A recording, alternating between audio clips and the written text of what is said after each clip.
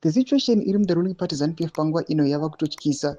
There are some pictures arikusekuleta pa social media arikubuda pachena arikuonekwa kunzi the ruling party ZANU-PF, the ZANU-PF leader President Mnangagwa might be creating his own empire.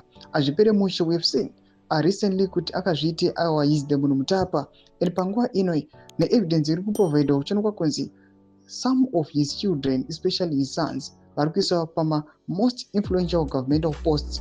Subscribe or like or turn the bell icon. But my pictures are circulated some murukona in the video.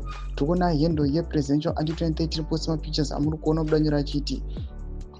ED is busy building his own empire using his dandayets, Kuzayamtis, Nkungunugwa, and Tino by positioning his family members in all critical government departments. ED is not doing this for betterment of Zimbabwe. Support him at your own risk.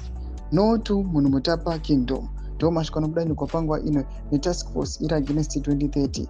Arendra mbiri pangwa ino chiposima pictures ira murukunarakanzi King Munhumutapa 2030. But their vision is to attain vision 2030. But by 2030, hatizivi kuti vanenge vakwanisa kuuya pangwa ino vachichinja mutemo kusvika papi. Pangwa ino achiti kana atena vision 2030. Aiwa, takutoona kutoti inenge yatova dynasty. His sons pangwa ino vanokwanisa kuatena ma key positions or even succeeding him. Panguva ino kuchizonikonza hakusina anyone achakwanisa kuzosucceda mutungamiri wenyika except his sons. Inenge yatova idynasty. Mashoko arikubuda panguva ino arikusekuleta pa social media. Panguva ino vanhu vachinzi support vision 2030 at your own risk.